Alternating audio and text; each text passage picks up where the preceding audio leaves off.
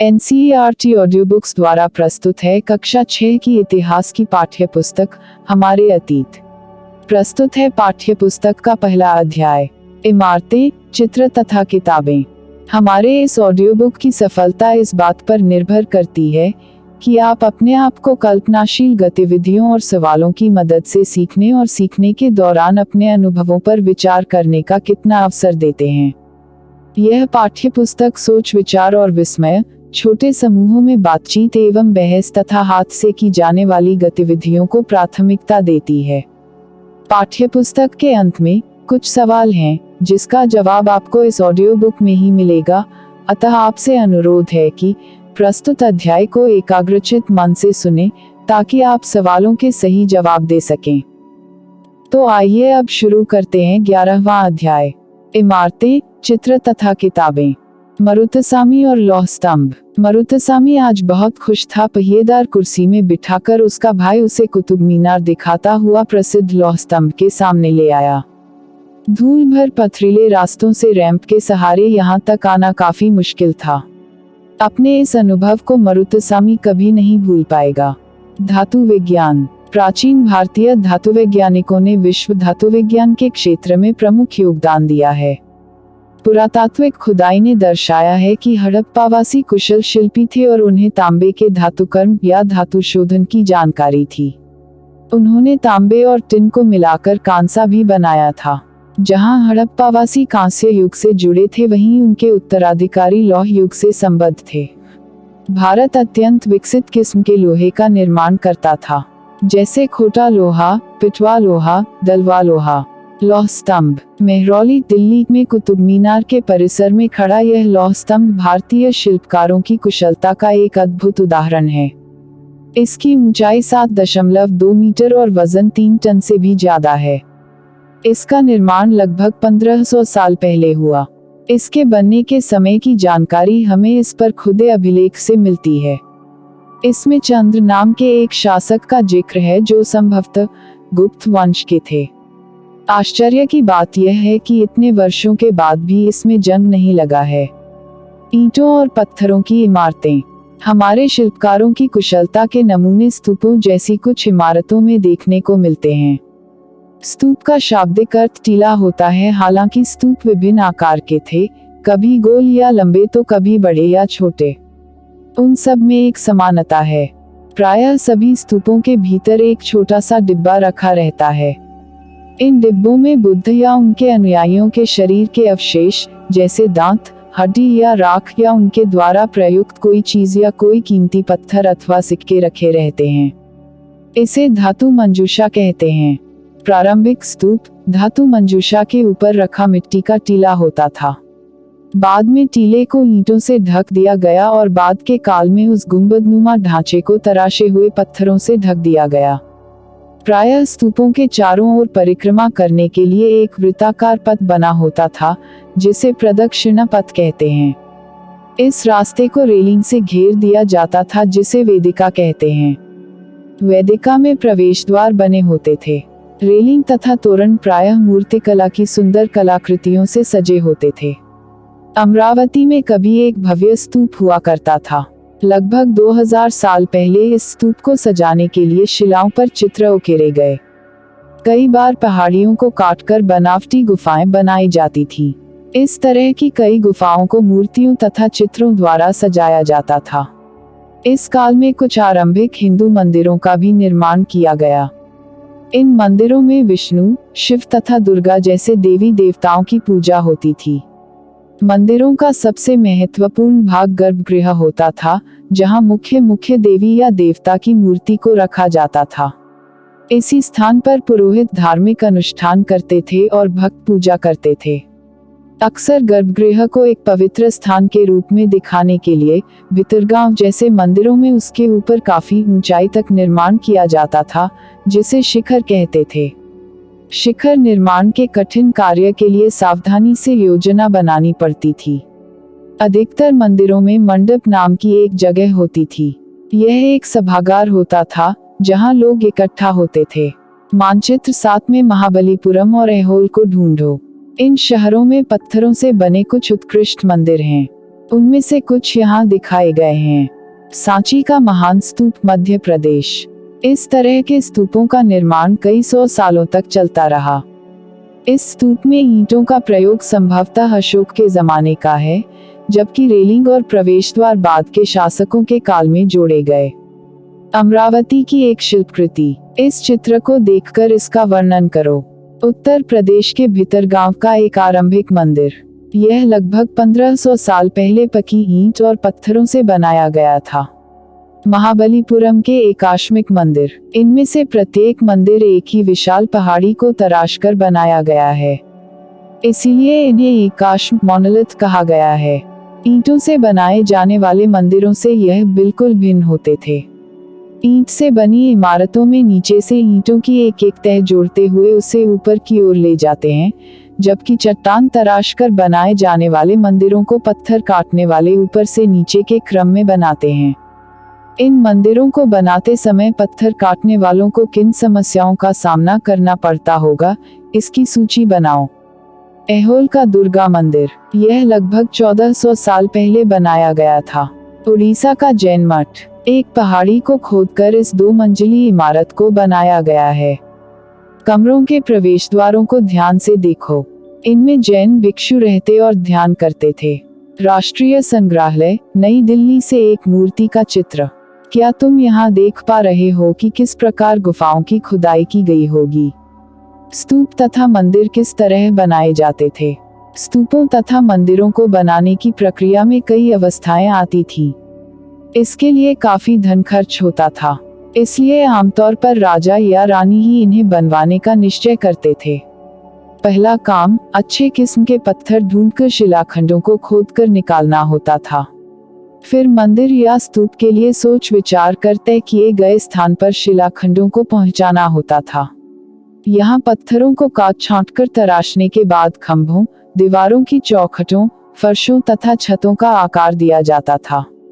इन सब के तैयार हो जाने पर सही जगहों पर उन्हें लगाना काफी मुश्किल का काम था। इस तरह के शानदार ढांचों का निर्माण करने वाले शिल्पकारों को सारा खर्च संभवतः राजा रानी ही देते थे। इसके अतिरिक्त इन स्तूपों या मंदिरों में आने वाले भक्त जो उपहार अपने साथ लाते थे, उनसे इमारत की सजावट की जाती थी। जैसे हाथी दांत का काम करने वाले श्रमिकों के संघ ने सांची के एक अलंकृत प्रवेश द्वार तोरण को बनाने का खर्च दिया था।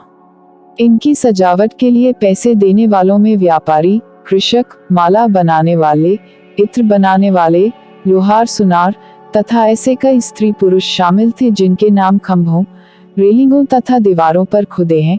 इसलिए जब तुम इन स्थानों को देखने जाओ तो याद रखना कि कितने सारे लोगों ने इन्हें बनाने और सजाने में अपना योगदान दिया था। अध्याय 8 के पृष्ठ 83 पर दिए चित्र की तरह तुम भी मंदिरों तथा स्तूपों के निर्माण के दौरान आने वाले विभिन्न चरणों का चित्र बनाओ। चित्रकला। मानचित्र 7 में अजंता को ढूंढो। यह वह जगह है जहाँ के पहाड़ों में सैकड़ों सालों के दौरान कई गुफाएं खोदी गईं। इनमें से ज्यादातर बौद्ध भिक्षुओं के लिए बनाए गए विहार थे। इनमें से कुछ को चित्रों द्वारा सजाया गया था। यहाँ इनके कुछ उदाहरण दिए गए हैं। गुफाओं के अंदर अंधेरा होने की वजह से अधिकांश चित्र मशालों की रोशनी में बनाए गए थे। इन चित्रों के रंग 1500 साल बाद भी चमकदार हैं। ये रंग पौधों तथा खनिजों से बनाए गए थे। इन महान कृतियों को बनाने वाले कलाकार अज्ञात हैं। पुस्तकों की दुनिया। इस युग में कई प्रसिद्ध महाकाव्यों की रचना की गई। इन उत्कृष्ट रचनाओं में स्त्री पुरुषों की वीरगाथाएं तथा देवताओं से जुड़ी कथाएं हैं। करीब 1800 साल पहले एक प्रसिद्ध तमिल महाकाव्य सिलप्पदिकारम की रचना इलागो नामक कवि ने की। इसमें कोवलन नाम के एक व्यापारी की कहानी है। वह पुहार में रहता था। अपनी पत्नी कन्नगी की उपेक्षा कर वह एक नर्तकी माधवी से प्रेम करने लगा। बाद में वह और कन्नगी पुहार छोड़कर मदुरै चले गए। वहां पांड्य राजा के दरबारी जौहरी ने कोवलन पर चोरी का झूठा आरोप लगाया, जिस पर राजा ने उसे प्राणदंड दे दिया। कन्नगी, जो अभी भी उससे प्रेम करती थी, इस अन्याय के कारण दैख और रोष से भर गई। उसने मदुरै शहर का विनाश कर डाला। एक और तमिल महाकाव्य मणिमेखलाई को करीब 1400 साल पहले सत्यनार द्वारा लिखा गया। इसमें कोवलन तथा माधवी की बेटी की कहानी है। ये रचनाएं कई सदियों पहले ही खो गई थी। उनकी पांडुलिपियां दोबारा लगभग 100 साल पहले मिली। अन्य लेखक जैसे कालिदास, जिनके बारे में तुमने अध्याय 10 में पढ़ा है, संस्कृत में लिखते थे। सिलप्पदिकारम से लिया गया एक वर्णन। यहाँ कवि ने कन्नगी के दुख का इस तरह वर्णन किया है। ओ मेरा दुख तो देखो, तुम मुझे सांत्वना तक नहीं दे सकते। क्या यह सही है कि विशुद्ध सोने से भी सुंदर तुम्हारा शरीर बिना धुला, धूल से सना यूं ही पड़ा है। यह कहाँ का न्याय है कि गोधूली की इस स्वर्णिम आभा में फूलमाला से ढके सुंदर वक्षस्थल वाले तुम जमीन पर गिरे पड़े हो। मैं अकेली, असहाय और हताश होकर खड़ी हूँ। क्या ईश्वर नहीं है? क्या इस देश में ईश्वर नहीं है? पर क्या उस स्थान पर ईश्वर रह सकते हैं जहाँ के राजा की तलवार निर्दोष नवागंतुक के प्राण ले लेती है? क्या ईश्वर नहीं है? नहीं है। मेघदूत का एक श्लोक। यहाँ उनकी सबसे प्रसिद्ध रचना मेघदूत से एक अंश दिया गया है। यहाँ एक विरही प्रेमी बरसात के बादल को अपना संदेशवाहक बनाने की कल्पना करता है। देखो इसमें किस तरह कवि ने बादलों को उत्तर की ओर ले जाती ठंडी हवा का वर्णन है। तुम्हारे बौछारों से मुलायम हो उठी मिट्टी की भीनी खुशबू से भरे, हाथियों की सांस में बसी, जंगली गूल को पकाने वाली शीतल बयार तुम्हारे साथ धीरे धीरे बहेगी। क्या तुम्हें लगता है कि कालिदास को प्रकृति प्रेमी कहा जा सकता है? पुरानी कहानियों का संकलन तथा संरक्षण। हिंदू धर्म से जुड़ी कई कहानियां जो बहुत पहले से प्रचलित थी, इसी काल में लिखी गईं। इनमें पुराण भी शामिल हैं। पुराण का शाब्दिक अर्थ है प्राचीन। पुराणों में विष्णु, शिव, दुर्गा या पार्वती जैसे देवी देवताओं से जुड़ी कहानियां हैं। इनमें इन देवी देवताओं की पूजा की विधियां दी गई हैं।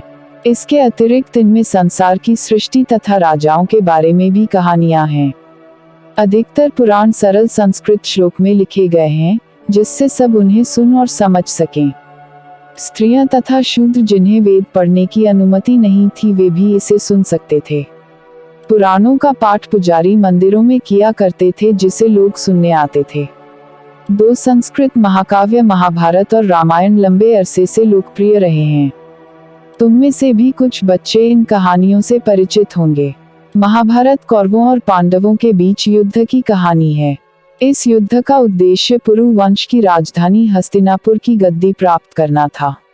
यह कहानी तो बहुत ही पुरानी है, पर आज इसे हम जिस रूप में जानते हैं, वह करीब 1500 साल पहले लिखी गई। माना जाता है कि पुराणों और महाभारत दोनों को ही व्यास नाम के ऋषि ने संकलित किया था। महाभारत में ही भगवद गीता भी है, जिसके बारे में तुमने अध्याय 9 में पढ़ा था। रामायण की कथा कौशल के राजकुमार राम के बारे में है। उनके पिता ने उन्हें वनवास दे दिया था। वन में उनकी पत्नी सीता का लंका के राजा रावण ने अपहरण कर लिया था। सीता को वापस पाने के लिए राम को लड़ाई लड़नी पड़ी। वे विजयी होकर कौशल की राजधानी अयोध्या लौटे। महाभारत की तरह ही रामायण भी एक प्राचीन कहानी है, जिसे बाद में लिखित रूप दिया गया। संस्कृत रामायण के लेखक वाल्मीकि माने जाते हैं। इस उपमहाद्वीप के विभिन्न भागों में महाभारत और रामायण के भिन्न भिन्न रूपांतर लोकप्रिय हैं। इनके आधार पर नाटक, गीत और नृत्य परंपराएं भी उभरी। पता करो तुम्हारे राज्य में कौन सा रूपांतर प्रचलित है। आम लोगों द्वारा कही जाने वाली कहानियां। आम लोग भी कहानियां कहते थे, कविताओं और गीतों की रचना करते थे, गाने गाते थे, नाचते थे और नाटकों को खेलते थे। इनमें से कुछ तो इस समय के आसपास जातक और पंचतंत्र की कहानियों के रूप में लिखकर सुरक्षित कर लिए गए। जातक कथाएं तो अक्सर स्तूपों की रेलिंगों तथा अजंता के चित्रों में दर्शाई जाती थी। इनमें से एक कहानी अगले पृष्ठ पर दी गई है। बंदर राजा की कहानी। एक समय बंदरों का एक महान राजा हुआ। वह हिमालय पर गंगा के किनारे अपने 80,000 अनुयायियों के साथ रहता था। इन सारे बंदरों को एक खास आम के पेड़ के फल बहुत प्रिय थे। ये आम बड़े मीठे होते थे। इतने स्वादिष्ट आम धरातल पर नहीं उगते थे। एक दिन एक पका हुआ आम गंगा नदी में गिरकर बहते बहते वाराणसी पहुंच गया। उस वक्त नदी में वहां का राजा नहा रहा था। उसे वह आम मिला। उसे चखकर वह हैरान रह गया। उसने अपने राज्य के जंगलों की देखभाल करने वालों से पूछा कि क्या वे इस आम के पेड़ को ढूंढ सकते हैं या नहीं। वे राजा को हिमालय की पहाड़ी पर ले गए। वहां पहुंचकर राजा तथा उसके दरबारियों ने खूब आम खाए। रात में राजा ने देखा कि बंदर भी पके आमों का मजा ले रहे हैं। राजा को यह बात बुरी लगी और उसने उन्हें मार डालने का फैसला किया। बंदरों के राजा ने अपनी प्रजा को बचाने की एक योजना बनाई। उसने आम के पेड़ की टहनियों को तोड़कर उन्हें आपस में बांधकर नदी पर एक पुल बनाया। इसके एक छोर को वह तब तक पकड़े रहा जब तक उसकी सारी प्रजा ने नदी को पार न कर लिया।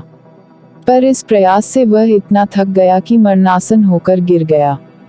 राजा ने जब यह सब देखा तो उसने बंदर राजा को बचाने की काफी कोशिश की, पर वह सफल न हुआ। बंदर राजा की मृत्यु पर उसे शोक हुआ और राजा ने उसे पूरा सम्मान दिया। मध्य भारत में भरहुत के एक स्तूप से मिले एक पत्थर पर उकेरे गए चित्र में इसे दिखाया गया है। क्या तुम बता सकते हो कि इसमें कहानी का कौन सा हिस्सा दिखाया गया है?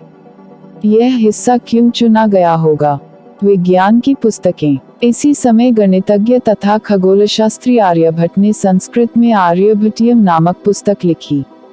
इसमें उन्होंने लिखा कि दिन और रात पृथ्वी के अपनी धुरी पर चक्कर काटने की वजह से होते हैं, जबकि लगता है कि रोज सूर्य निकलता है और डूबता है। उन्होंने ग्रहण के बारे में भी एक वैज्ञानिक तर्क दिया।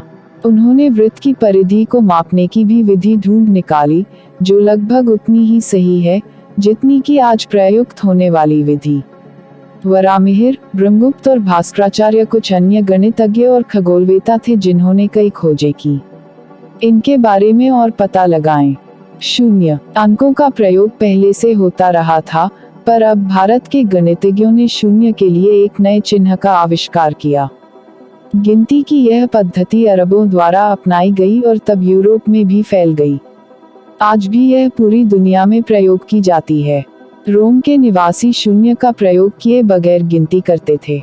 उसके बारे में और भी जानकारी हासिल करने की कोशिश करो। आयुर्वेद चिकित्सा विज्ञान की एक विख्यात पद्धति है जो प्राचीन भारत में विकसित हुई। प्राचीन भारत में आयुर्वेद के 2 प्रसिद्ध चिकित्सक थे, चरक प्रथम द्वितीय शताब्दी ईस्वी और सुश्रुत चौथी शताब्दी ईस्वी।